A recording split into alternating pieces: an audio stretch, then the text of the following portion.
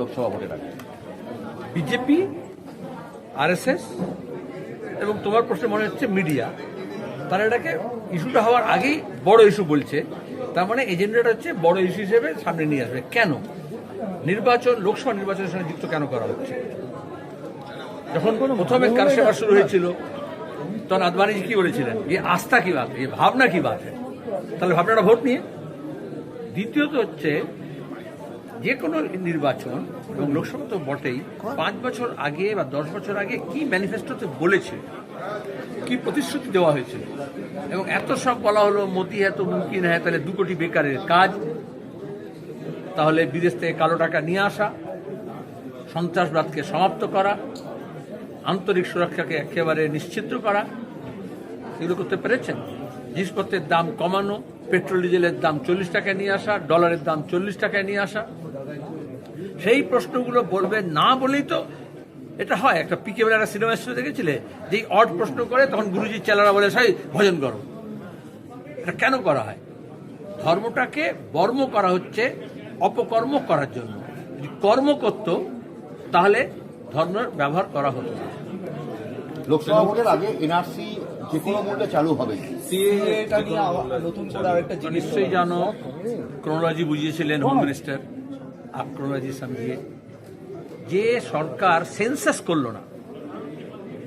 1871 থেকে প্রত্যেক 10 বছর অন্তর সেন্সাস হয়, এবং সেন্সাস হয়নি তখন যখন বিশ্বযুদ্ধ হয়েছে, সেন্সাস হয়নি তখন যখন আসামে মিলিটেন্সি ছিল বা কাশ্মীরে বা পাঞ্জাবে মিলিটেন্সি ছিল, সেই সব রাজ্যে হয়নি, কিন্তু গোটা দেশে হয়েছে, পরে সেখানে সাপ্লিমেন্টারি হয়েছে।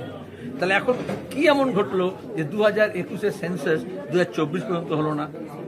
সেন্সাস তো করা হয় জনগণনা, তাহলে জনগণকে বাদ দিয়ে এখন বলা হচ্ছে নাগরিক। আমাদের দেশের সংবিধানে জনগণকে সবার উপরে রাখা হয়েছে। সংবিধানে প্রথমে বলা হয়েছে we the people of India, বলা হয়নি we the citizens of India. আর জনগণনা মানে হচ্ছে জন, আমাদের জাতীয় সঙ্গীতে প্রথম শব্দ হচ্ছে জনগণমন। তাহলে জনগণকে বাদ দিয়ে সরকার চলছে, তাহলে এটা জনস্বার্থে নয়, তার রাজনৈতিক সংকীর্ণ স্বার্থে। এবং এটা তো ওরা গতবারে বলেছিল, 2021-এর নির্বাচনের সময় বলেছিল, মতুয়াদেরকে বিশেষত ওই প্রতিশ্রুতি দেওয়া হয়েছিল, কিন্তু রুলস করেনি। এখন বলছে রুলস করব। এটা আরেকটা নির্বাচনের আগে আরেকটা ভাঁওতা, কারণ বললো আর সঙ্গে সঙ্গে নাগরিকতা দিল তা তো নয়। আমরা চাই নাগরিকতার একটা পদ্ধতি আছে, সেটাকে বানচাল করেছে।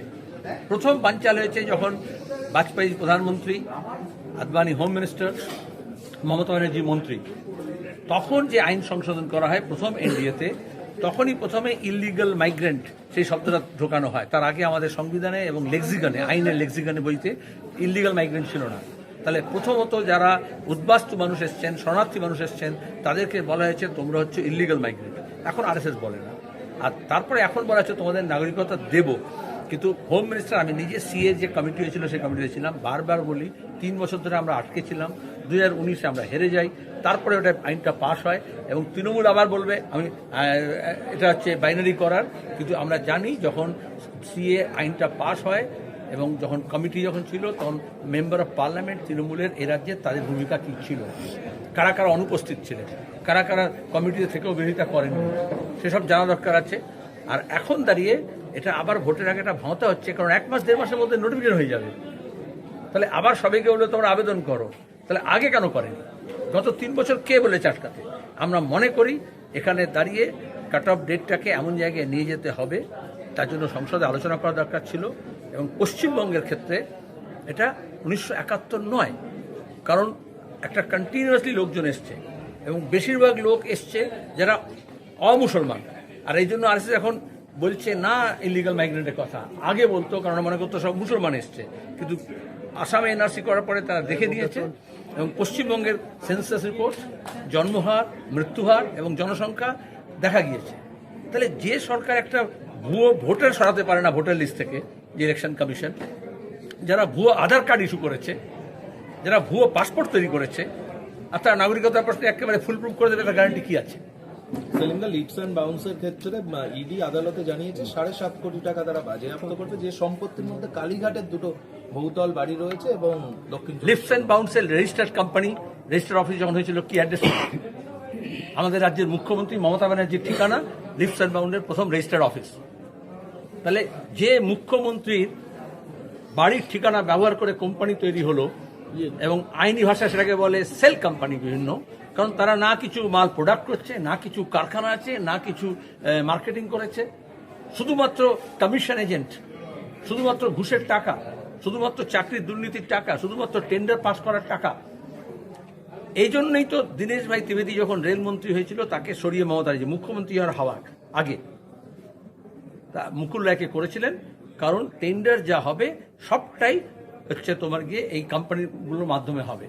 এখন দাঁড়িয়ে বিভিন্ন জেলায় যে টেন্ডারগুলো হয় সেগুলো হচ্ছে ক্যামাক স্ট্রিটের অফিস থ্রু দিয়ে হবে, নাহলে টেন্ডার ডিএম হোক, এসপিও, বিভিন্ন সেক্রেটারিও করবে না। এই জন্য বসনবোধ সব অফিসারকে বসানো হয়েছে।